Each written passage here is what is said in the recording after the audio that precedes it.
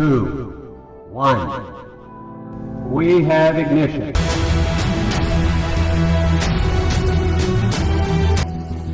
ಎಲ್ರಿಗೂ ನಮಸ್ಕಾರ.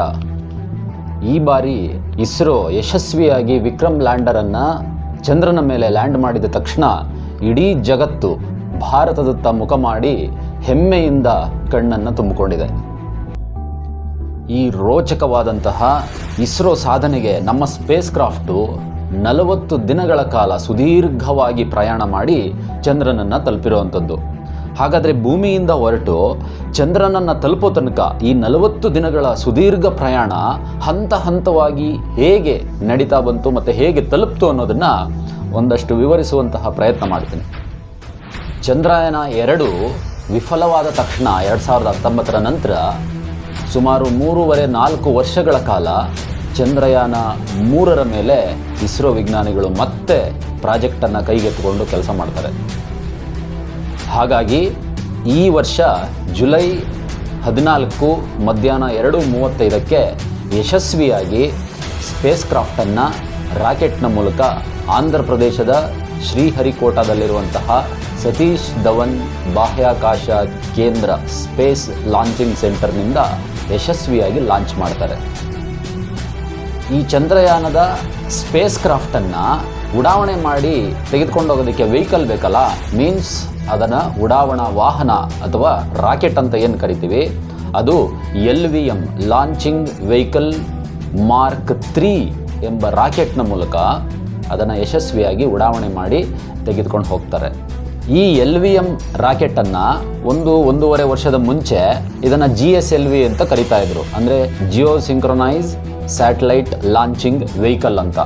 ಅಂದರೆ ನಮ್ಮ ಇಸ್ರೋದ ಹತ್ರ 2 ಉಡಾವಣಾ ವಾಹನಗಳಿದ್ದಾವೆ, ಒಂದು PSLV ಮತ್ತೊಂದು GSLV. PSLV ಅಂತಂದರೆ ಪೋಲಾರ್ ಸ್ಯಾಟಲೈಟ್ ಲಾಂಚಿಂಗ್ ವೆಹಿಕಲ್. ಇದು ಏನಿದೆ, ಇದು ಕೇವಲ ಹತ್ತಿರದಲ್ಲಿರುವಂತಹ ಅರ್ತ್ನ ಆರ್ಬಿಟ್ಗೆ ಕೆಲವು ಸ್ಯಾಟಲೈಟ್ಗಳನ್ನು ತೆಗೆದುಕೊಂಡೋಗಿ ಡೆಪ್ಲಾಯ್ ಮಾಡುವಂತಹ ವೆಹಿಕಲ್, ಮೀನ್ಸ್ ರಾಕೆಟ್.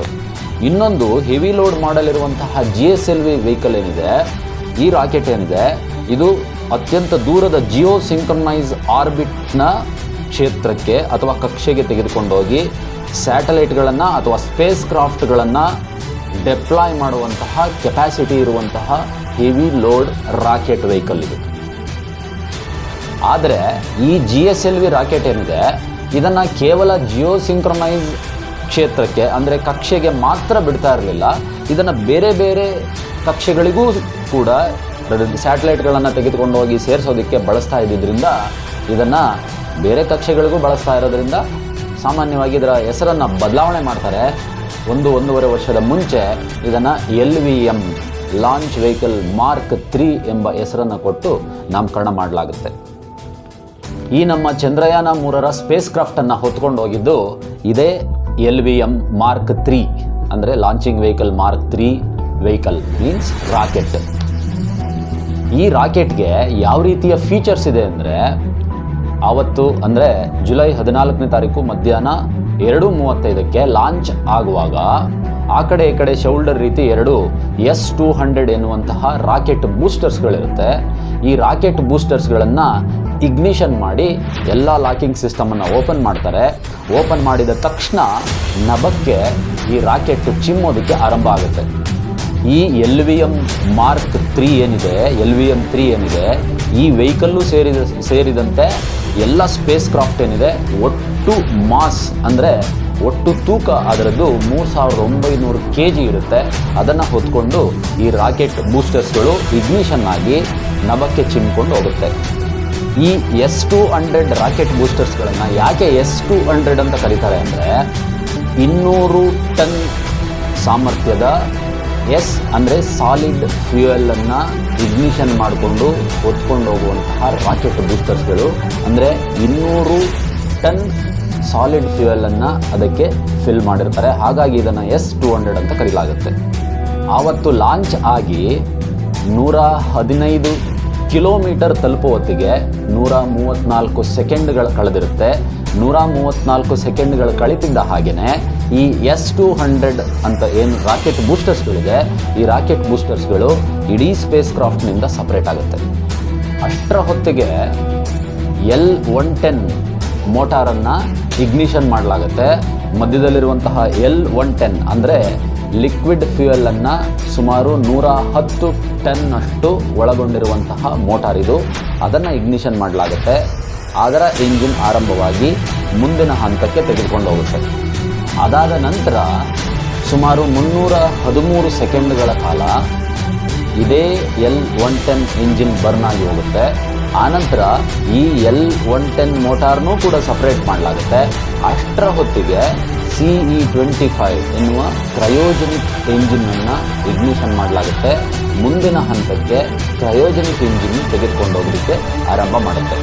ಆನಂತರ ಸುಮಾರು 974 ಸೆಕೆಂಡ್ ಅಂದರೆ ಒಂದು 16 ನಿಮಿಷಗಳ ಕಾಲ ಅದು ಮೇಲಕ್ಕೆ ಹೋಗ್ತಾ ಯಾವ ಹಂತಕ್ಕೆ ರೀಚ್ ಆಗುತ್ತೆ ಅಂದರೆ ಭೂಮಿಯಿಂದ ಅರ್ತ್ನಿಂದ ಸುಮಾರು 170 ಕಿಲೋಮೀಟರ್ ಹೈಟಿಗೆ ಅಂದರೆ ಆಲ್ಟಿಟ್ಯೂಡ್ಗೆ ತಗೊಂಡೋಗಿ ಅದನ್ನು ಡೆಪ್ಲಾಯ್ ಮಾಡುತ್ತೆ. ಇಲ್ಲಿಂದ ಹೊರಟಿರುವಂಥ ಈ ಸ್ಪೇಸ್ ಕ್ರಾಫ್ಟ್ ಏನಿದೆ ಇದನ್ನೇ ಸ್ಪೇಸ್ ಕ್ರಾಫ್ಟ್ ಅಂತ ಕರೆಯೋದು. ಇದು ಈ ಹಂತದಿಂದ ಹಿಡಿದು ಚಂದ್ರನ ಹತ್ತಿರ 100 ಕಿಲೋಮೀಟರ್ ಹತ್ತಿರಕ್ಕೆ ಹೋಗೋ ತನಕನೂ ಕೂಡ ಇದೇ ಕ್ರಯೋಜನಿಕ್ ಇಂಜಿನ್ನು ಅಲ್ಲಿಗೆ ಕ್ಯಾರಿ ಔಟ್ ಮಾಡ್ತಾ ಹೋಗುವಂಥದ್ದು. ಈ ಇಡೀ ಸ್ಪೇಸ್ ಕ್ರಾಫ್ಟ್ ಏನಿದೆ ಚಂದ್ರಯಾನ 3ರ ಸ್ಪೇಸ್ ಕ್ರಾಫ್ಟು ಒಟ್ಟು 3 ಮಾಡ್ಯೂಲ್ಗಳನ್ನು ಒಳಗೊಂಡಿರುವಂಥದ್ದು. ಮೊದಲನೇದು ಪ್ರಪುಲ್ಷನ್ ಮಾಡ್ಯೂಲು, ಎರಡನೇದು ಲ್ಯಾಂಡರ್ ಮಾಡ್ಯೂಲು, ಮೂರನೇದು ರೋವರ್ ಮಾಡ್ಯೂಲ್ ಅಂತ. ಈ ಪ್ರಪುಲ್ಷನ್ ಮಾಡ್ಯೂಲ್ ಏನಿದೆ ಇದು ಒಟ್ಟಾರೆ 2400 kg ಸುಮಾರು 2400 kgಯಷ್ಟು ತೂಕವನ್ನು ಹೊಂದಿರುವಂಥದ್ದು. ಈಗ ಏನು ರಾಕೆಟ್ನಿಂದ ಸಪ್ರೇಟ್ ಆದ ನಂತರ ಒಂದಷ್ಟು ತೂಕ ಮಾಸ್ ಕಡಿಮೆ ಆಗಿರುತ್ತೆ. 2400 kg ತೂಕವನ್ನು ಹೊಂದಿರುತ್ತೆ. ಅನಂತರ ಇದು ಏನು ತೆಗೆದುಕೊಂಡು ಹೋಗುತ್ತೆ ಸಂಪೂರ್ಣವಾಗಿ ಚಂದ್ರನ ಮೇಲ್ಮೈ ಹಂತದ 100 ಕಿಲೋಮೀಟರ್ ಹತ್ತಿರದವರೆಗೂ ಕೂಡ ಇದೇ ಪ್ರಪುಲ್ಷನ್ ಮಾಡಲು ಸಾಗಣೆ ಮಾಡುವಂತಹ ಕ್ಯಾರಿ ಮಾಡುವಂತಹ ಜವಾಬ್ದಾರಿಯನ್ನು ಹೊತ್ಕೊಂಡು ಹೋಗುತ್ತೆ. ಎರಡನೇದಾಗಿರುವಂತಹ ಲ್ಯಾಂಡರ್ ಮಾಡ್ಯೂಲ್ಗೆ ವಿಕ್ರಮ್ ಲ್ಯಾಂಡರ್ ಅಂತ ನಾಮಕರಣ ಮಾಡಿದ್ದಾರೆ. ಅದರ ಒಳಗಡೆ ಇರುವಂತಹ ರೋವರ್ ಮಾಡ್ಯೂಲ್ಗೆ ಪ್ರಜ್ಞಾನ್ ಅಂತ ನಾಮಕರಣ ಮಾಡಿರುವಂಥದ್ದು. ಇದನ್ನೇ ನಾವು 3 ಮಾಡ್ಯೂಲ್ನಲ್ಲಿ ನೋಡುವಂಥದ್ದು ಸ್ಪೇಸ್ ಕ್ರಾಫ್ಟನ್ನು ಪ್ರಪುಲ್ಷನ್ ಮಾಡ್ಯೂಲ್, ಲ್ಯಾಂಡರ್ ಮಾಡ್ಯೂಲ್ ಮತ್ತು ರೋವರ್ ಮಾಡ್ಯೂಲ್ ಅಂತ. ಈ ಕ್ರಯೋಜನಿಕ್ ಇಂಜಿನ್ನು ಏನು 170 ಕಿಲೋಮೀಟರ್ ಆಲ್ಟಿಟ್ಯೂಡ್ಗೆ ತೆಗೆದುಕೊಂಡು ಹೋಯಿತು, ಅಲ್ಲಿಂದ ಅರ್ತ್ನ ಆರ್ಬಿಟನ್ನು ಅಂದರೆ ಕಕ್ಷೆಯನ್ನು ಸುತ್ತೋದಕ್ಕೆ ಆರಂಭ ಮಾಡುತ್ತೆ. ಈ ಆರ್ಬಿಟನ್ನು ಸುತ್ತೋದಕ್ಕೆ ಆರಂಭ ಮಾಡಿದಾಗ ಮಾರನೇ ದಿನ ಜುಲೈ 15ನೇ ತಾರೀಕು ಕಡಿಮೆ ದೂರ ಭೂಮಿಯಿಂದ ಕಡಿಮೆ ದೂರ ಅಂತಂದರೆ 173 ಕಿಲೋಮೀಟರನ್ನು ಮೇಂಟೈನ್ ಮಾಡಲಾಗಿರುತ್ತೆ.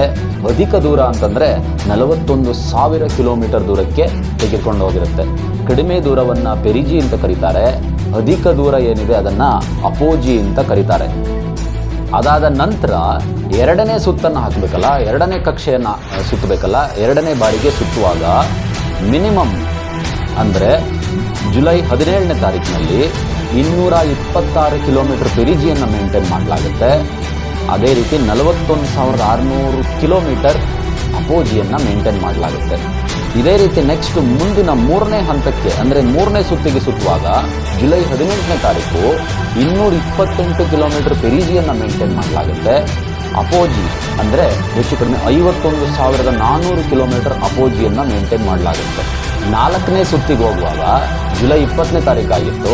ಈ ಜುಲೈ 20ನೇ ತಾರೀಕಿನಲ್ಲಿ 233 ಕಿಲೋಮೀಟರ್ ಪೆರಿಜಿಯನ್ನು ಮೇಂಟೈನ್ ಮಾಡಲಾಗುತ್ತೆ. ಸುಮಾರು 71,350 ಕಿಲೋಮೀಟರ್ ಅಪೋಜಿಯನ್ನು ಮೇಂಟೈನ್ ಮಾಡಲಾಗುತ್ತೆ. ಅಂದರೆ ಭೂಮಿಯಿಂದ ಇನ್ನೂ ಒಂದು ಸ್ವಲ್ಪ ದೂರಕ್ಕೆ ತೆಗೆದುಕೊಂಡು ಹೋಗಲಾಗುತ್ತೆ ಸ್ಪೇಸ್ ಕ್ರಾಫ್ಟನ್ನು. 5ನೇ ಹಂತದ ಸುತ್ತಿನಲ್ಲಿ ಭೂಮಿಯನ್ನು ಸುತ್ತುವಾಗ ಜುಲೈ 25ನೇ ತಾರೀಕಾಗಿತ್ತು. ಜುಲೈ 25ನೇ ತಾರೀಕು ಕೊನೆ ಹಂತದ ಸುತ್ತಿದು. ಪೆರಿಜಿಯನ್ನು ಅಂದರೆ ಕಡಿಮೆ ದೂರ ಅಂತಂದರೆ 236 ಕಿಲೋಮೀಟರ್ನ ಮೇಂಟೈನ್ ಮಾಡಲಾಗುತ್ತೆ ಇಸ್ರೋದ ದತ್ತಾಂಶಗಳ ಪ್ರಕಾರ, ಇಸ್ರೋ ಡೇಟಾ ಪ್ರಕಾರ.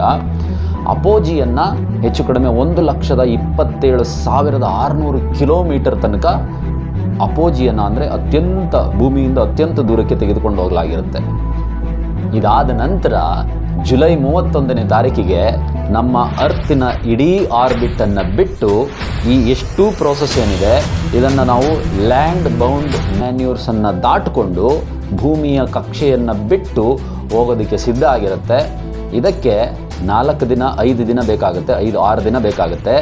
ಜುಲೈ 31ನೇ ತಾರೀಕಿಗೆ 5ನೇ ಹಂತವನ್ನೂ ಸುತ್ತಿದ ನಂತರ ನಮ್ಮ ಸ್ಪೇಸ್ ಕ್ರಾಫ್ಟು ಭೂಮಿಯ ಕಕ್ಷೆಯನ್ನು ಬಿಟ್ಟು ಟ್ರಾನ್ಸ್ ಲೂನಾರ್ ಟ್ರ್ಯಾಜೆಕ್ಟ್ರಿ ಕಡೆಗೆ ಇಂಜೆಕ್ಷನ್ ಆಗೋದಕ್ಕೆ ಆರಂಭ ಆಗುತ್ತೆ.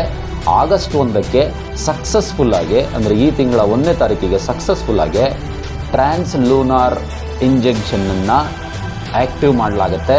ಸಕ್ಸಸ್ಫುಲ್ಲಾಗಿ ನಮ್ಮ ಕಕ್ಷೆಯನ್ನು ಬಿಟ್ಟು ಚಂದ್ರನತ್ತ ಪ್ರಯಾಣ ಮಾಡಲಿಕ್ಕೆ ಸ್ಪೇಸ್ ಕ್ರಾಫ್ಟು ಆರಂಭ ಮಾಡುತ್ತೆ. ಇದಾದ ನಂತರ 4 ದಿನಗಳು ಕಳೆದ ನಂತರ ಆಗಸ್ಟ್ 5ನೇ ತಾರೀಕಿಗೆ ಸಕ್ಸಸ್ಫುಲ್ಲಾಗಿ ಮೂನ್ ಬೌಂಡ್ ಮ್ಯಾನ್ಯೂರ್ಗೆ ಎಂಟ್ರಿ ಆಗುತ್ತೆ. ಅಂದರೆ ಚಂದ್ರನ ಕಕ್ಷೆಗೆ ಎಂಟ್ರಿ ಆಗುತ್ತೆ. ಚಂದ್ರನಿಗೂ ಕೂಡ ಏನು ಆರ್ಬಿಟ್ ಇದೆ ಆ ಆರ್ಬಿಟನ್ನು ಸುತ್ತೋ ಕೆಲಸವನ್ನು ಆಗಸ್ಟ್ 5ನೇ ತಾರೀಕಿಗೆ ಕ್ರಯೋಜನಿಕ್ ಎಂಜಿನ್ನು ಆರಂಭ ಮಾಡುತ್ತೆ. ಈ ಆಗಸ್ಟ್ 5ನೇ ತಾರೀಕಿಗೆ ಏನು ಲೂನಾರ್ ಬೌಂಡ್ ಮ್ಯಾನ್ಯೂರ್ಗೆ ಎಂಟ್ರಿ ಆಗುತ್ತೆ, ಅಲ್ಲೂ ಕೂಡ ಪೆರಿಜಿ ಮತ್ತು ಅಪೋಜಿಯನ್ನು ಮೇಂಟೈನ್ ಮಾಡಲಾಗುತ್ತೆ. ಚಂದ್ರನ ಕಕ್ಷೆಯನ್ನು ಸುತ್ತುವಾಗ ಅತ್ಯಂತ ಕಡಿಮೆ ಹತ್ತಿರದ ಮೇಲ್ಮೈಗೆ ಹತ್ತಿರ ಇರುವಂಥ ಜಾಗ ಅಂತಂದರೆ 164 ಕಿಲೋಮೀಟರ್ ಪೆರಿಜಿ, 18,000 ಕಿಲೋಮೀಟರ್ ಅಪೋಜಿಯನ್ನು ಮೇಂಟೈನ್ ಮಾಡಿ ಒಂದು ಸುತ್ತನ್ನು ಸುತ್ತಿಸ್ತಾರೆ ಆಗಸ್ಟ್ 5ನೇ ತಾರೀಕು. 2ನೇ ಸುತ್ತಿಗೆ ಮಾರನೇ ದಿನ ಅಂದರೆ ಆಗಸ್ಟ್ 6ನೇ ತಾರೀಕು ಪೆರಿಜಿಯನ್ನು 170 ಕಿಲೋಮೀಟ್ರಿಗೆ ತರಲಾಗುತ್ತೆ ಮತ್ತು ಅಪೋಜಿಯನ್ನು 4,300 ಕಿಲೋಮೀಟ್ರಿಗೆ ಇಳಿಸಲಾಗುತ್ತೆ. ಅಂದರೆ ಈಗ ಚಂದ್ರನಿಗೆ ಹತ್ತಿರ ಆಗ್ತಾ ಹೋಗುತ್ತೆ ಕಕ್ಷೆಯನ್ನು ಸುತ್ತುತ್ತಾ. ಆಗಸ್ಟ್ 9ನೇ ತಾರೀಕು 2-3 ದಿನ ಕಳೆದ ನಂತರ 174 ಕಿಲೋಮೀಟರ್ ಪೆರಿಜಿಯನ್ನು ಮೇಂಟೈನ್ ಮಾಡಲಾಗುತ್ತೆ. 1437 ಕಿಲೋಮೀಟರ್ ಅಪೋಜಿಗೆ ತೆಗೆದುಕೊಂಡು ಬರ್ತಾರೆ, ಇನ್ನೊಂದು ಸ್ವಲ್ಪ ಹತ್ತಿರಕ್ಕೆ. ನಂತರ ಆಗಸ್ಟ್ 14ನೇ ತಾರೀಕು 150 ಕಿಲೋಮೀಟರ್ ಪೆರಿಜಿಯನ್ನು ಮೇಂಟೈನ್ ಮಾಡಿ 177 ಕಿಲೋಮೀಟರ್ ಮಾತ್ರ ಅಪೋಜಿಯನ್ನು ಮೇಂಟೈನ್ ಮಾಡ್ತಾರೆ. ಅಂದರೆ ಚಂದ್ರನ ಮೇಲ್ಮೈಗೆ ತುಂಬ ಹತ್ತಿರಕ್ಕೆ ತೆಗೆದುಕೊಂಡು ಬರಲಾಗುತ್ತೆ. ಆಗಸ್ಟ್ 16ನೇ ತಾರೀಕಿಗೆ 153 ಕಿಲೋಮೀಟರ್ ಪೆರಿಜಿಯನ್ನು ಮೇಂಟೈನ್ ಮಾಡಿದ್ರೆ 163 ಕಿಲೋಮೀಟರ್ ಅಪೋಜಿಯನ್ನು ಮೇಂಟೈನ್ ಮಾಡಿ ಚಂದ್ರನ ಮೇಲ್ಮೈಗೆ ತುಂಬ ಹತ್ತಿರದಲ್ಲಿ ಸುತ್ತುವಂತೆ ನೋಡಿಕೊಳ್ಳಲಾಗುತ್ತೆ. ಅನಂತರ ಆಗಸ್ಟ್ 17ನೇ ತಾರೀಕು ಮಧ್ಯಾಹ್ನ 1:15ಕ್ಕೆ ಶೆಡ್ಯೂಲ್ ಮಾಡ್ತಾರೆ. ಈ ಹಂತ ಬಹಳ ಕಾತುರದಿಂದ ಇಡೀ ಜಗತ್ತು ಕಾಯುವಂತಹ ಸ್ಟೇಜ್ ಆಗಿತ್ತು. ಆ ಫೇಸ್ನಲ್ಲಿ 153 ಕಿಲೋಮೀಟರ್ ಪೆರಿಜಿ ಮತ್ತು 163 ಕಿಲೋಮೀಟರ್ ಅಪೋಜಿ ರೇಂಜ್ನಲ್ಲಿದ್ದಾಗ ಈ ಸ್ಪೇಸ್ ಕ್ರಾಫ್ಟ್ ಏನಿತ್ತು, ಅಂದರೆ ಇಡೀ ಸ್ಪೇಸ್ ಕ್ರಾಫ್ಟನ್ನು ನಾವು ಪ್ರಪುಲ್ಷನ್ ಮಾಡ್ಯೂಲ್ ಅಂತ ಕರಿತಿದ್ವಲ್ಲ, ಈ ಪ್ರಪುಲ್ಷನ್ ಮಾಡ್ಯೂಲ್ ಮುಂದೆ ಇದ್ದಂತಹ ಸೇಫಾಗಿ ಕೂತ್ಕೊಂಡಿದ್ದಂಥ ವಿಕ್ರಮ್ ಲ್ಯಾಂಡರ್ ಏನಿತ್ತು, ವಿಕ್ರಮ್ ಲ್ಯಾಂಡರ್ನ ಎಂಜಿನ್ ಆರಂಭ ಆಗುತ್ತೆ. ಇಡೀ ವಿಕ್ರಮ್ ಲ್ಯಾಂಡರು ಪ್ರಪುಲ್ಷನ್ ಮಾಡ್ಯೂಲ್ನಿಂದ ಸಪ್ರೇಟಾಗಿ ಅದರ ಪಾಡಿಗೆ ಅದು ರನ್ ಆಗಲಿಕ್ಕೆ ಸ್ಟಾರ್ಟ್ ಆಗುತ್ತೆ. ಪ್ರಪುಲ್ಷನ್ ಮಾಡಲು ಇದರ ಪಾಡಿಗೆ ಇದು ಆರ್ಬಿಟನ್ನು ಸುತ್ತಲಿಕ್ಕೆ ಆರಂಭ ಮಾಡುತ್ತೆ. ಇದಾದ ತಕ್ಷಣ ಮಾರನೇ ದಿನಕ್ಕೆ ಆಗಸ್ಟ್ 18ನೇ ತಾರೀಕು ಸಂಜೆ 4 ಗಂಟೆಗೆ ಮೊದಲನೇ ಹಂತದ ಫಸ್ಟ್ ಫೇಸಿನ ಡಿ ಆರ್ಬಿಟಿಂಗ್ ಮ್ಯಾನ್ಯೂರ್ ಫೇಸ್ಗೆ ಶೆಡ್ಯೂಲ್ ಮಾಡಲಾಗುತ್ತೆ. ಸಕ್ಸಸ್ಫುಲ್ಲಾಗಿ ಮಾರನೇ ದಿನ ಆದ ತಕ್ಷಣವೇ ಅಂದರೆ ಆಗಸ್ಟ್ 18ರ ಸರಿಯಾಗಿ 4 ಗಂಟೆಗೆ ಸಕ್ಸಸ್ಫುಲ್ಲಾಗಿ ಮೊದಲನೇ ಹಂತದ ಡಿ ಆರ್ಬಿಟನ್ನು ಮೇಂಟೈನ್ ಮಾಡೋದ್ರ ಮೂಲಕ ಈ ವಿಕ್ರಮ್ ಲ್ಯಾಂಡರ್ನ ಮೇಲ್ಮೈನ ದೂರವನ್ನು ಡಿಸ್ಟೆನ್ಸನ್ನು ಮತ್ತಷ್ಟು ಕೆಳಗೆ ಇಳಿಸ್ತಾರೆ. ಡಿ ಆರ್ಬಿಟಿಂಗ್ ಅಥವಾ ಡಿ ಬೂಸ್ಟಿಂಗ್ ಅಂತಂದರೆ, ಡಿ ಬೂಸ್ಟಿಂಗ್ ಆರ್ಬಿಟ್ ಅಂತಂದರೆ ಮೇಲ್ಮೈನ ಹತ್ತಿರಕ್ಕೆ ವಿಕ್ರಮ್ ಲ್ಯಾಂಡರ್ನ ಕೆಳಗೆ ಇಳಿಸುವಂಥದ್ದು.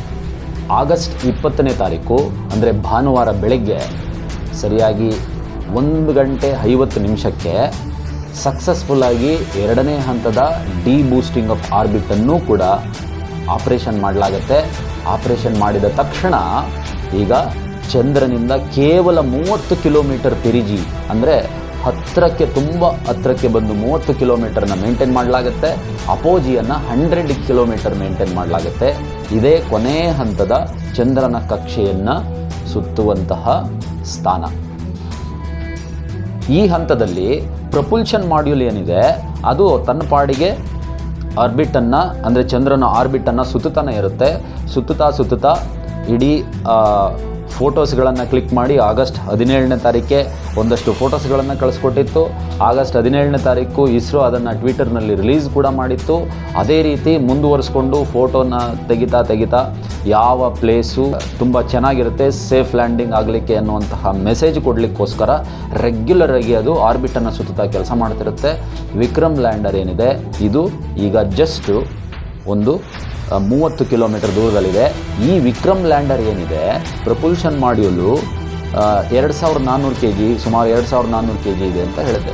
ಈ ವಿಕ್ರಮ್ ಲ್ಯಾಂಡರ್ ಏನಿದೆ ಇದು 1400 kg ಇರುವಂತಹ ತೂಕ ಇರುವಂತಹ ಲ್ಯಾಂಡರ್ ಮಾಡ್ಯೂಲ್ ಇದು 30 ಕಿಲೋಮೀಟರ್ ದೂರಕ್ಕೆ ಬಂದಿದೆ. ಈಗ ಆಗಸ್ಟ್ 20ನೇ ತಾರೀಕು ಇದನ್ನು ಶೆಡ್ಯೂಲ್ ಮಾಡಿ ಸಕ್ಸಸ್ಫುಲ್ಲಾಗಿ ಆಪರೇಷನ್ ಮಾಡಿ ಕೂರಿಸ್ತಾರೆ. ಅಂದರೆ ಕಕ್ಷೆಗೆ ಬರೋ ರೀತಿ 30 ಕಿಲೋಮೀಟರ್ ಮತ್ತು 100 ಕಿಲೋಮೀಟರ್ ಪೆರಿಜಿ ಅಪೋಜಿ ಮೇಂಟೈನ್ ಮಾಡೋ ರೀತಿಯಲ್ಲಿ ಇದನ್ನು ತೆಗೆದುಕೊಂಡು ಕೂರಿಸಲಾಗುತ್ತೆ. ಈ ಡಿಆರ್ಬಿಟಿಂಗ್ ಸ್ಟೇಜ್ ಕಂಪ್ಲೀಟ್ ಆದ ತಕ್ಷಣ ಇಮಿಡಿಯೇಟಿಗೆ ಶೆಡ್ಯೂಲ್ಡ್ ಪ್ರಕಾರನೇ ಮತ್ತೆ ವಿಕ್ರಮ್ ಲ್ಯಾಂಡರನ್ನು ಲ್ಯಾಂಡ್ ಮಾಡಲಿಕ್ಕೆ 3 ದಿನ ಆದ ನಂತರ ಅಂದರೆ ಆಗಸ್ಟ್ 23ನೇ ತಾರೀಕು ಸಂಜೆ 6:04 ಲ್ಯಾಂಡ್ ಮಾಡುವಂತಹ ಶೆಡ್ಯೂಲನ್ನು ಇಸ್ರೋ ವಿಜ್ಞಾನಿಗಳು ಮಾಡ್ತಾರೆ. ಅದರ ಪ್ರೋಗ್ರಾಮಿಂಗನ್ನು ಅದೇ ರೀತಿ ವಿಕ್ರಮ್ ಲ್ಯಾಂಡರ್ಗೆ ಕಳಿಸ್ಕೊಟ್ಟಿರ್ತಾರೆ. ಹಾಗಾಗಿ ಇದರ ಶೆಡ್ಯೂಲು ಆ್ಯಸ್ ಯೂಶ್ವಲಿ ಆಗಸ್ಟ್ 23 ಸಂಜೆ ಈವ್ನಿಂಗ್ 6:04 ರೆಡಿಯಾಗಿ ಕೂತ್ಕೊಳ್ಳುತ್ತೆ.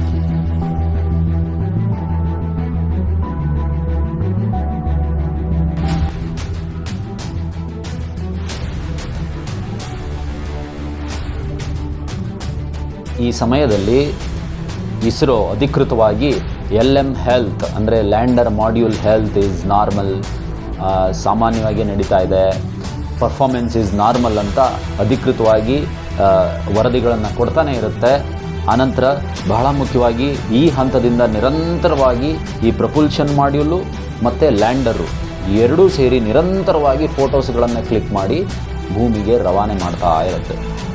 ಆನಂತರ ಆಗಸ್ಟ್ 23ನೇ ತಾರೀಕು ಬಂದ ತಕ್ಷಣ ಸಂಜೆ 5:45 ಕ್ಲೈಮ್ಯಾಕ್ಸ್ ಸ್ಟೇಜನ್ನು ಆರಂಭ ಮಾಡ್ತಾರೆ. ಇದೇ ಸಮಯಕ್ಕೆ ಚಂದ್ರನ ಆ ದಕ್ಷಿಣ ಧ್ರುವದಲ್ಲಿ ಸೂರ್ಯ ಬೆಳಕಾಗಲಿಕ್ಕೆ ಆರಂಭ ಮಾಡ್ತಾನೆ. ಅಂದರೆ ನಮಗೇನು ಮಾರ್ನಿಂಗ್ ಆದಾಗ ಬೆಳಕು ಸನ್ಶೈನ್ ಆಗುತ್ತೆ, ಆ ರೀತಿ ದಕ್ಷಿಣ ಧ್ರುವದಲ್ಲಿ ಎಲ್ಲಿ ವಿಕ್ರಮ್ ಲ್ಯಾಂಡರ್ ಇಳಿಯುತ್ತೋ ಆ ಭಾಗದಲ್ಲಿ ಸೂರ್ಯ ತನ್ನ ಬೆಳಕನ್ನು ಕೊಡಲಿಕ್ಕೆ ಆರಂಭ ಮಾಡ್ತಾನೆ. ಅಂದರೆ ಲೂನಾರ್ ಡೇ ಆರಂಭ ಆಗುತ್ತೆ. ಇಲ್ಲಿಂದ 14 ದಿನಗಳ ಕಾಲ ಲೂನಾರ್ ಡೇ ಇರುತ್ತೆ. ಅದಾದ ನಂತರ ಮತ್ತೆ ಲೂನಾರ್ ನೈಟ್ ಆಗುತ್ತೆ. ಹಾಗಾಗಿ ಯಾವಾಗ ಚಂದ್ರನ ದಕ್ಷಿಣ ಧ್ರುವದಲ್ಲಿ ಬೆಳಕು ಆರಂಭ ಆಗುತ್ತೋ ಅದೇ ಸಮಯಕ್ಕೆ ನಮ್ಮ ಲ್ಯಾಂಡರ್ನ ಇಳಿಸೋದಕ್ಕೆ ಶೆಡ್ಯೂಲ್ ಮಾಡಲಾಗಿರುತ್ತೆ. ಆಗಸ್ಟ್ 23 ಸಂಜೆ 5:40 ಆಗ್ತಿದ್ದಾಗೇ ಕೊನೆ ಹಂತದ ಸ್ಟೇಜ್ ಪವರ್ ಡಿಸೆಂಟ್ ಫೇಸ್ಗೆ 4 ಹಂತಗಳಲ್ಲಿ ಪ್ಲ್ಯಾನ್ ಮಾಡಲಾಗಿರುತ್ತೆ. ಈ 4 ಹಂತಗಳಲ್ಲಿ ಲ್ಯಾಂಡ್ ಆಗಬೇಕಲ್ಲ, ಅದು 4 ಹಂತಗಳಲ್ಲಿ ಲ್ಯಾಂಡ್ ಆಗಲಿಕ್ಕೆ ಯಶಸ್ವಿಯಾಗಿ ಪೂರೈಸೋದಕ್ಕೆ ಇಸ್ರೋದ ವಿಜ್ಞಾನಿಗಳು ಇಲ್ಲಿಂದ ಹೊರಡೋದಕ್ಕಿಂತ ಮುಂಚೆನೇ ಅದಕ್ಕೆ ಆ ವಿಕ್ರಮ್ ಲ್ಯಾಂಡರ್ಗೆ integrated cold test, integrated hot test, land electric test, ಈ ರೀತಿ ಎಲ್ಲ ಟೆಸ್ಟ್ಗಳನ್ನು ಮಾಡಿ ಕಳಿಸ್ಕೊಡ್ಲಾಗಿರುತ್ತೆ. ಯಾಕಂದರೆ ಯಾವುದೇ ರೀತಿಯ ಹಾಟ್ ಆದ್ರೂ ಅಥವಾ ಕೋಲ್ಡ್ ಆದ್ರೂ ಅದಕ್ಕೆ ತೊಂದರೆ ಆಗಬಾರ್ದು, ಆ ರೀತಿ ಟೆಸ್ಟ್ಗಳನ್ನು ಸಂಪೂರ್ಣಗೊಳಿಸಿ ಇಲ್ಲಿಂದ ಕಳಿಸ್ಕೊಟ್ಟಿರ್ತಾರೆ. 5:40 ಕಳೀತಿದ್ದ ಹಾಗೆಯೇ ನಮ್ಮ ಬೆಂಗಳೂರಿನಲ್ಲಿರುವಂತಹ ಬ್ಯಾಲಾಳುನಲ್ಲಿರುವಂತಹ ಡೀಪ್ ಸ್ಪೇಸ್ ನೆಟ್ವರ್ಕ್ ಸೆಂಟರ್ನಿಂದ ಇಡೀ ಡೇಟಾವನ್ನು, ಎಲ್ಲ ದತ್ತಾಂಶಗಳನ್ನು ಡೈರೆಕ್ಟಾಗಿ ಅಲ್ಲಿಂದ ಕನೆಕ್ಷನ್ ತಗೊಂಡು ಅಲ್ಲಿಂದ ದತ್ತಾಂಶಗಳನ್ನು ಡೇಟಾವನ್ನು ರಿಸೀವ್ ಮಾಡ್ಕೊಳ್ತಾ ಇರ್ತಾರೆ. ಯಾವ ರೀತಿ ಅದು ರನ್ ಆಗ್ತಾ ಇದೆ, ಯಾವ ರೀತಿ ಮೂಮೆಂಟಲ್ಲಿದೆ ಅನ್ನೋದನ್ನು ಅಷ್ಟೂ ಡೇಟಾವನ್ನು ಬ್ಯಾಲಾಳುವಿನ ಕೇಂದ್ರದಿಂದ ದತ್ತಾಂಶವನ್ನು ತೆಗೆದುಕೊಳ್ಳಾಗ್ತಾ ಇರುತ್ತೆ. ಈ ಪವರ್ ಡಿಸೆಂಟ್ ಫೇಸ್ ಏನಿದೆಯಲ್ಲ ಇದು 4 ಫೇಸು.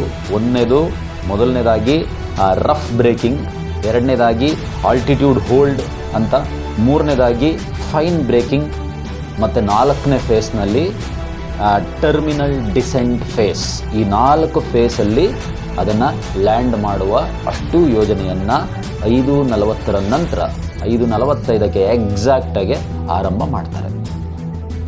ಈಗ 5:45 ಆಗ್ತಿದ್ದಾಗೇ ಈ ರಫ್ ಬ್ರೇಕಿಂಗ್ ಮೊದಲನೇ ಫೇಸ್ನ ಸ್ಟಾರ್ಟ್ ಮಾಡಬೇಕಲ್ಲ, ರಫ್ ಬ್ರೇಕಿಂಗ್ ಹಾಕುವಾಗ ಈ ವಿಕ್ರಮ್ ಲ್ಯಾಂಡರು 30 ಕಿಲೋಮೀಟರ್ ದೂರ ಇತ್ತಲ್ಲ, 30 ಕಿಲೋಮೀಟರ್ ದೂರದಿಂದ ಅದನ್ನು ಚಂದ್ರನ ಮೇಲ್ಮೈ ಕಡೆಗೆ ಹಾರಿಜೆಂಟಲ್ ಮತ್ತು ವರ್ಟಿಕಲ್ ವೆಲೋಸಿಟಿ ಮೂಲಕ ಎರಡೂ ಮೇಂಟೈನ್ ಮಾಡಿ ಆ ಚಂದ್ರ ಯಾವ ರೀತಿ ರೊಟೇಟ್ ಆಗ್ತಿರ್ತಾನೆ ಅದೇ ಡೈರೆಕ್ಷನ್ನಲ್ಲಿ ಅದನ್ನು ವರ್ಟಿಕಲ್ ಆ್ಯಂಡ್ ಹಾರಿಜೆಂಟಲ್ ವೆಲೋಸಿಟಿ ಮೂಲಕ ಅದನ್ನು ಕೆಳಗೆ ತರ್ತಾರೆ. ಹೆಚ್ಚು ಕಡಿಮೆ 30 ಕಿಲೋಮೀಟರ್ ಏನಿರುತ್ತೆ ಅಲ್ಲಿಂದ ಈ ರಫ್ ಬ್ರೇಕಿಂಗ್ನಲ್ಲಿ 7.4 ಕಿಲೋಮೀಟರ್ ಆಲ್ಟಿಟ್ಯೂಡ್ವರೆಗೆ, ಅಂದರೆ ಚಂದ್ರನ ಮೇಲ್ಮೈಯಿಂದ ಕೇವಲ 7.4 ಕಿಲೋಮೀಟರ್ವರೆಗೆ ಬರೋ ತನಕ ಈ ರಫ್ ಬ್ರೇಕಿಂಗ್ ಸಿಸ್ಟಮ್ನಲ್ಲಿ ತೆಗೆದುಕೊಂಡು ಬರ್ತಾರೆ. ಬಹಳ ಮುಖ್ಯ, ಈ ರಫ್ ಬ್ರೇಕಿಂಗ್ ಸಿಸ್ಟಮ್ನಲ್ಲಿ ತೆಗೆದುಕೊಂಡು ಬರೋದಕ್ಕೆ ಹೆಚ್ಚು ಕಡಿಮೆ 690 ಸೆಕೆಂಡ್ಸ್ಗಳನ್ನು ತೆಗೆದುಕೊಳ್ತಾರೆ. ಅಂದರೆ 11.5 ನಿಮಿಷ ಟೈಮ್ನಲ್ಲಿ 1680 ಮೀಟರ್ ಪರ್ ಸೆಕೆಂಡ್ ಓಡ್ತಾ ಇತ್ತು 30 ಕಿಲೋಮೀಟರ್ ದೂರ ಇದ್ದಾಗ. ಅದನ್ನು ಈ ರಫ್ ಬ್ರೇಕಿಂಗ್ ಎಂಡ್ ಆಗೋದ್ರೊಳಗಡೆ ಕೇವಲ 358 ಮೀಟರ್ ಪರ್ ಸೆಕೆಂಡಿಗೆ ಅದರ ರಫ್ ಸ್ಪೀಡನ್ನು ಇಳಿಸಲಾಗುತ್ತೆ. ಆ ರೀತಿ ಪ್ರೋಗ್ರಾಮಿಂಗ್ ಮಾಡಿ ಕಳಿಸ್ಕೊಟ್ಟಿರ್ತಾರೆ. 358 ಮೀಟರ್ ಪರ್ ಸೆಕೆಂಡ್ ಆಗೋ ತನಕನೂ ಇಳಿಸ್ತಾರೆ. 7.4 ಕಿಲೋಮೀಟರ್ ಎತ್ತರಕ್ಕೆ ಬಂದ ತಕ್ಷಣ ಈ ರಫ್ ಬ್ರೇಕಿಂಗ್ ಫೇಸು ಎಂಡ್ ಆಗುತ್ತೆ. ಇಷ್ಟು ಕೆಳಗೆ ಇಳಿಯೋದ್ರೊಳಗಡೆ, ಅಂದರೆ 30 ಕಿಲೋಮೀಟರ್ನಿಂದ ಅದು 7.4 ಕಿಲೋಮೀಟರ್ಗೆ ಕೆಳಗೆ ಇಳಿಯೋದ್ರೊಳಗಡೆ ಹೆಚ್ಚು ಕಡಿಮೆ 713 ಕಿಲೋಮೀಟರ್ ಟ್ರಾವೆಲ್ ಮಾಡಿರುತ್ತೆ. ಅಷ್ಟರ ಮಟ್ಟಿಗೆ ಅದನ್ನು ಹಾರಿಜೆಂಟಲಿನೂ ಇಳಿಸ್ಕೊಂಡು ಬಂದಿರ್ತಾರೆ. ಹಾಗಾಗಿ ಟ್ರಾವೆಲಿಂಗ್ ಡಿಸ್ಟೆನ್ಸು ದೂರ ಆಗಿರುತ್ತೆ. ಪ್ರತಿ ನಿಮಿಷಕ್ಕೂ ಕೂಡ ಕೆಳಗಡೆ ಬರ್ತಾ ಇರುವಾಗ ಲ್ಯಾಂಡರ್ ಮಾಡ್ಯೂಲ್ ಪರ್ಫಾರ್ಮೆನ್ಸು ನಾರ್ಮಲ್ ಇದೆ ಅಂತ ಅನೌನ್ಸ್ಮೆಂಟ್ ಬರ್ತಾ ಇರುತ್ತೆ. ಅದೇ ರೀತಿ ಈಗಾಗಲೇ ಮೊದಲನೇ ಹಂತಕ್ಕೆ, ಅಂದರೆ ರಫ್ ಬ್ರೇಕಿಂಗ್ ಫೇಸಿಗೆ ಎಂಟ್ರ್ ಆಗ್ತಿದ್ದಂಕಲೇ, ಸಕ್ಸಸ್ಫುಲ್ಲಾಗಿ ಎಂಟ್ರಾಗಿ ಕೆಳಗಡೆ ಬರೋದಕ್ಕೆ ಆರಂಭ ಮಾಡ್ತಿದ್ದಂಕಲೇ ಆಲ್ರೆಡಿ ಇಸ್ರೋ ವಿಜ್ಞಾನಿಗಳಿಗೆ ಅದು ಕೂಡ ಕ್ರೂಷಿಯಲ್ ಸ್ಟೇಜ್. ಹಾಗಾಗಿ ಅವರು ಚಪ್ಪಾಳೆ ಹೊಡೆದು ಸ್ವಾಗತ ಮಾಡಿರ್ತಾರೆ. ಆನಂತರ ಎರಡನೇ ಸ್ಟೇಜಿಗೆ ಎಂಟ್ರಿ ಆಗುವಾಗ, ಅಂದರೆ ಮೊದಲನೇ ಫೇಸ್ ಆಫ್ ರಫ್ ಬ್ರೇಕಿಂಗ್ ಏನು ಮುಗಿಯುತ್ತೆ 7.4 ಕಿಲೋಮೀಟ್ರಿಗೆ ಬಂದಾಗ, ಎರಡನೇ ಫೇಸಿಗೆ ಎಂಟ್ರಿ ಆಗುತ್ತಲ್ಲ, ಅದು ಆಟಿಟ್ಯೂಡ್ ಹೋಲ್ಡ್ ಫೇಸ್ ಏನಿದೆ, ಆಟಿಟ್ಯೂಡ್ ಹೋಲ್ಡ್ ಫೇಸಿಗೆ ಎಂಟ್ರಿ ಆದಾಗಲೂ ಕೂಡ ಚಪ್ಪಾಳೆ ಹೊಡೆದು ಸ್ವಾಗತ ಮಾಡ್ತಾರೆ. ಅದು ಬರ್ತಿದ್ದಾಗೇ ನೆಕ್ಸ್ಟು ಎರಡನೇ ಹಂತದಲ್ಲಿ 6.8 kilometre from the Moon surface, ಅಂದರೆ 6.8 ಕಿಲೋಮೀಟರ್ ಎತ್ತರಕ್ಕಿರೋವರೆಗೂ ಅದನ್ನು ಇಳಿಸಲಾಗುತ್ತೆ. ಈ ಹಂತದಲ್ಲಿ ಮತ್ತಷ್ಟು ಬ್ರೇಕಿಂಗ್ ಸಿಸ್ಟಮ್ನಲ್ಲಿ ಇಳಿಸಲಾಗುತ್ತೆ. 6.8 ಕಿಲೋಮೀಟರ್ ದೂರ ಇರುವಾಗ ಈ ಆಟಿಟ್ಯೂಡ್ ಹೋಲ್ಡ್ ಕೂಡ ಎಂಡ್ ಆಗುತ್ತೆ, ಅಂದರೆ ಎರಡನೇ ಹಂತವೂ ಕೂಡ ಎಂಡ್ ಆಗುತ್ತೆ. ಈ ಎರಡನೇ ಫೇಸಲ್ಲಿ ಏನು ಇಳಿಕೆ ಆಗುತ್ತಲ್ಲ, ಇದು ಜಸ್ಟ್ 12 ಸೆಕೆಂಡಲ್ಲಿ ಎಂಡ್ ಆಗೋಗುತ್ತೆ. ನೆಕ್ಸ್ಟು ಮೂರನೇ ಫೇಸು ಫೈನ್ ಬ್ರೇಕಿಂಗ್ ಫೇಸ್ಗೆ ಎಂಟ್ರಿ ಕೊಡಲಾಗುತ್ತೆ. ಇಲ್ಲೂ ಕೂಡ ಕೆಲವು ವಿಜ್ಞಾನಿಗಳು ಚಪ್ಪಾಳೆ ಹೊಡೆಯೋದನ್ನು ಗಮನಿಸ್ಬೋದು ನಾವು. ಆ ಮೂರನೇ ಫೇಸಿಗೂ ಎಂಟ್ರಿ ಆಗುತ್ತಲ್ಲ, ಈ ಎಂಟ್ರಿ ಆಗುವಾಗ ಮೂರನೇ ಫೇಸಿಗೆ ಎಂಟ್ರಿ ಆದಮೇಲೆ 6.8 ಕಿಲೋಮೀಟರ್ನಿಂದ ಜಸ್ಟ್ ಅದನ್ನು 800 ಮೀಟರ್ವರೆಗೆ, ಅಂದರೆ ಅಷ್ಟು ಕೆಳಗಡೆ ಇಳಿಸ್ಬೇಕು. ಆ ಹಂತವನ್ನು ಪ್ಲ್ಯಾನ್ ಮಾಡಲಾಗಿರುತ್ತೆ. ಈ ಹಂತದಲ್ಲಿ ಆ್ಯಕ್ಚುಲಿ 2 ಮಾಡೆಲನ್ನು ಇಟ್ಕೊಂಡಿರ್ತಾರೆ. ಒಂದು 800 ಮೀಟರ್ವರೆಗೆ ಇಳಿಸ್ಬೇಕು, ಇನ್ನೊಂದು ಪ್ಲ್ಯಾನ್ ಇರುತ್ತೆ 1300 ಮೀಟರ್ ಆಲ್ಟಿಟ್ಯೂಡ್ನಲ್ಲಿ ನಿಲ್ಲಿಸಬೇಕು, ಆ ಹಂತಕ್ಕೆ ತರಬೇಕು ಅಂತ. ಆದರೆ ಮೊದಲನೇ ಪ್ಲ್ಯಾನ್ ಪ್ರಕಾರನೇ ಅದು 800 ಮೀಟರ್ವರೆಗೆ ಮೂರನೇ ಫೇಸ್ನಲ್ಲೇ ಸಕ್ಸಸ್ಫುಲ್ಲಾಗಿ ಕೆಳಗಡೆ ಬರುತ್ತೆ. ಕೆಳಗಡೆ ಬರುವಾಗ ಇದರ ಸ್ಪೀಡು ಮತ್ತಷ್ಟು ಕಡಿಮೆ ಆಗ್ತಾ ಹೋಗುತ್ತೆ. 1600 ಮೀಟ್ರಿಂದ ಇದ್ದಿದ್ದು ಕೊನೆಗೆ 358 ಮೀಟರ್ ಪರ್ ಸೆಕೆಂಡ್ವರೆಗೆ ಫಸ್ಟ್ ಫೇಸಲ್ಲಿ ಇಳಿದು, ಆನಂತರ 100 metre, 50 metre per second, 20 metre per second, 10 metre per second, ಈ ರೀತಿ ಅದರ ವೇಗವನ್ನು ತಗ್ಗಿಸ್ಕೊಳ್ತಾ ಬರ್ತಾರೆ. ಆ ಸ್ಪೀಡ್ ರಿಡ್ಯೂಸ್ ಆಗ್ತಾ ಹೋಗುತ್ತೆ.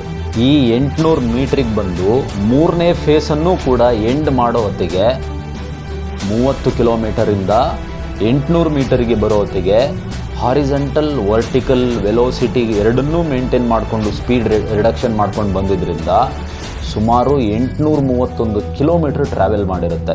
And we can see that the downrange traveled is nearly 831 kilometers.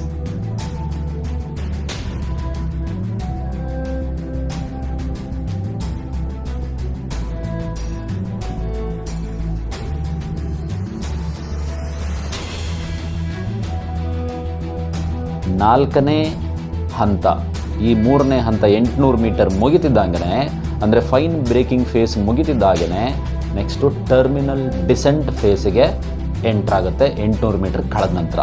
ಅಲ್ಲಿಂದ 150 ಮೀಟರ್ ತನಕ ಮತ್ತಷ್ಟು ಸ್ಪೀಡನ್ನು ರಿಡಕ್ಷನ್ ಮಾಡಿಕೊಂಡು ಹೆಚ್ಚು ಕಡಿಮೆ ವರ್ಟಿಕಲ್ ವೆಲೋಸಿಟಿನೇ ಜಾಸ್ತಿ ಮಾಡಿಕೊಂಡು ಒಂದು ಸ್ವಲ್ಪ ಮಾತ್ರ ಹಾರಿಜೆಂಟಲಿ ಮೂಮೆಂಟ್ ಆಗ್ತಾ ಇರುತ್ತೆ. ವರ್ಟಿಕಲ್ ವೆಲೋಸಿಟಿಯನ್ನೇ ಮೇಂಟೈನ್ ಮಾಡಿಕೊಂಡು ಕೆಳಗಡೆ ತೊಗೊಂಡು ಬಂದು 150 ಮೀಟರ್ ತನಕ ಬರೋವರೆಗೆ ಈ ಟರ್ಮಿನಲ್ ಡಿಸೆಂಟ್ ಫೇಸನ್ನು ಮೇಂಟೈನ್ ಮಾಡಲಾಗುತ್ತೆ. ಈ ಟರ್ಮಿನಲ್ ಡಿಸೆಂಟ್ ಫೇಸ್ನಲ್ಲಿ ಬರುವಾಗ ರೆಗ್ಯುಲರಾಗಿ ಇಡೀ ಸುತ್ತಮುತ್ತ ಇರುವಂಥ ಜಾಗವನ್ನು ಸ್ಕ್ಯಾನ್ ಮಾಡ್ಕೊಳ್ತಾ ಯಾವ ಲ್ಯಾಂಡಿಂಗ್ ಸೈಟು ಚೆನ್ನಾಗಿದೆ ಅನ್ನೋದನ್ನು ಸ್ಕ್ಯಾನ್ ಮಾಡ್ತಾ ಅದಾಗೆ ವಿಕ್ರಮ್ ಲ್ಯಾಂಡರು ಚೆಕ್ ಮಾಡ್ಕೊಳ್ತಾ ಕೆಳಗಡೆ ಬರ್ತಾ ಇರುತ್ತೆ. 150 ಮೀಟ್ರಿಗೆ ಬಂದು 4ನೇ ಫೇಸ್ ಕೂಡ ಎಂಡ್ ಆಗುತ್ತೆ. ಇನ್ನೇನಿದ್ರು ಕೊನೆ ಹಂತ ಲ್ಯಾಂಡಿಂಗ್ ಸೈಟಿಗೆ ಎಂಟ್ರಾಗುವಂತಹ ಕ್ಷಣ. ಈ 150 ಮೀಟರ್ಗೆ ಬಂದು ನಿಂತ್ಕೊಂಡ ತಕ್ಷಣ ಮತ್ತೆ ಇಸ್ರೋ ವಿಜ್ಞಾನಿಗಳೆಲ್ಲ ಚಪ್ಪಾಳೆ ಹೊಡಿತಾರೆ. ಪ್ರತಿ ಹಂತದಲ್ಲೂ ಕ್ರೂಷಿಯಲ್ ಸ್ಟೇಜ್ ಇರೋದ್ರಿಂದ ಪ್ರತಿ ಹಂತದಲ್ಲೂ ಚಪ್ಪಾಳೆ ಹೊಡ್ಕೊಳ್ತಾನೆ ಬರ್ತಾರೆ. ಈ ಹಂತಕ್ಕೆ ಬಂದ ನಂತರ ಮತ್ತಷ್ಟು ಹೆಚ್ಚು ಕಡಿಮೆ ಹಾರಿಜೆಂಟಲ್ ವೆಲೋಸಿಟಿ 0. ಅಂದರೆ 1 ಮೀಟ್ರಿಗಿಂತನೂ ಕೆಳಗಡೆ ಇಳಿಕೊಳ್ಳುತ್ತೆ. ಈ ವರ್ಟಿಕಲ್ ವೆಲೋಸಿಟಿಯನ್ನು 1 metre per second average 1 metre per second ಸ್ಪೀಡ್ನಲ್ಲಿ ಕೆಳಗಡೆ ಬರ್ತಾ ಹೋಗುತ್ತೆ. 1 ಮೀಟರ್ ಪರ್ ಸೆಕೆಂಡ್ ಅಂದರೆ 1 ಸೆಕೆಂಡಿಗೆ ಜಸ್ಟ್ 3.3 ಅಡಿ ದೂರ ಹೋಗುವಂಥದ್ದು. ಮೊದಲು 30 ಕಿಲೋಮೀಟರ್ ಇದ್ದಾಗ 1680 ಮೀಟರ್ ಪರ್ ಸೆಕೆಂಡಿಗೆ ಹೋಗ್ತಾ ಇತ್ತು. ಈಗ ಜಸ್ಟ್ 1 ಮೀಟರ್ ಪರ್ ಸೆಕೆಂಡ್ ಸ್ಪೀಡ್ನಲ್ಲಿ ಕೆಳಗಡೆ ವರ್ಟಿಕಲ್ ಇಳಿಯೋದಕ್ಕೆ ಆರಂಭ ಮಾಡುತ್ತೆ. ರೆಗ್ಯುಲರಾಗಿ ಫೋಟೋ ಸ್ಕ್ಯಾನ್ ಮಾಡ್ಕೊಳ್ತಾ ಇರುತ್ತೆ. ಲ್ಯಾಂಡಿಂಗ್ ಸೈಟ್ ಸೇಫ್ ಆಗಿದೆಯಾ ಅಂತ ಸ್ಕ್ಯಾನ್ ಮಾಡ್ಕೊಳ್ತಾ ಇರುತ್ತೆ. ಏನಾದರೂ ಕಲ್ಲು ಗುಂಡಿ ಬಂಡೆ ಏನಾದರೂ ಇತ್ತು ಅಂತಂದರೆ ಆಲ್ಟರ್ನೇಟಿವ್ ಆಗಿ ಬೇರೆ ಕಡೆಗೆ ಹೋಗಲಿಕ್ಕೆ ಪ್ಲ್ಯಾನ್ ಮಾಡ್ಕೊಳ್ಳೋದಕ್ಕೋಸ್ಕರ ಸ್ಕ್ಯಾನ್ ಮಾಡ್ಕೊಳ್ತಾ ಲ್ಯಾಂಡಿಂಗ್ ಸೈಟನ್ನು ಕೆಳಗಡೆ ಇಳಿಲಿಕ್ಕೆ ಆರಂಭ ಮಾಡುತ್ತೆ. ಇದಾಗಿ ಸುಮಾರು 120 ಮೀಟರು ಎತ್ತರ ಇರುವಾಗ 120 ಮೀಟರ್ ಎತ್ತರಕ್ಕೆ ಬಂದ ತಕ್ಷಣ ಲ್ಯಾಂಡಿಂಗ್ ಸೈಟನ್ನು ರೀಟಾರ್ಗೆಟ್ ಮಾಡಿಕೊಂಡು ಲ್ಯಾಂಡಿಂಗ್ ಸೈಟ್ ಸರಿ ಇದೆಯೋ ಇಲ್ವೋ ಅಂತ ಮತ್ತೆ ಅದನ್ನು ಚೆಕ್ ಮಾಡ್ಕೊಳ್ತಾ ವರ್ಟಿಕಲ್ ವೆಲೋಸಿಟಿನಲ್ಲೇ ಜಾಸ್ತಿ ಕೆಳಗಿಳಿತಾ ಬರುತ್ತೆ. ಆಗ ಅಧಿಕೃತವಾಗಿ ಅನೌನ್ಸ್ಮೆಂಟ್ ಮಾಡ್ತಾರೆ, Vikram lander is approaching to moon's surface ಅಂತ. ಅಷ್ಟೊತ್ತಿಗಾಗಲೇ ಪ್ರಧಾನಮಂತ್ರಿಗಳು ಕೂಡ ವಿಡಿಯೋ ಕಾನ್ಫರೆನ್ಸ್ ಮೂಲಕ ಜೊಹಾನ್ಸ್ಬರ್ಗ್ ಆಫ್ ಸೌತ್ ಆಫ್ರಿಕಾದ ಬ್ರಿಕ್ಸ್ ಮೀಟಿಂಗಿಗೆ ಹೋಗಿದ್ದಂಥವರು ವಿಡಿಯೋ ಕಾನ್ಫರೆನ್ಸ್ ಮೂಲಕ ಈ ಲ್ಯಾಂಡರ್ ಮಾಡ್ಯೂಲ್ ಕೆಳಗೆ ಇಳಿತಾ ಇರೋದನ್ನು ನೋಡಲಿಕ್ಕೆ ಮತ್ತು ಎನ್ಕರೇಜ್ ಮಾಡಲಿಕ್ಕೆ ಜಾಯಿನ್ ಆಗ್ತಾರೆ. ಜಾಯಿನ್ ಆದ ನಂತರ ಮತ್ತಷ್ಟು ಕೆಳಗೆ ಇಳಿತಾ ಬರುತ್ತೆ. ಸುಮಾರು 70 ರಿಂದ 80 ಮೀಟರ್ ಎತ್ತರಕ್ಕೆ ಬಂದು ಇಳಿತಾ ಇರುವಾಗ ಎಲ್ಲರ ಮುಖದಲ್ಲೂ ನಗು ಇರುತ್ತೆ. ಪ್ರಧಾನಮಂತ್ರಿಗಳು ನಗುತ್ತಾ ಇರ್ತಾರೆ, ಖುಷಿ ಆಗ್ತಾ ಇರುತ್ತೆ ಎಲ್ಲರಿಗೂ.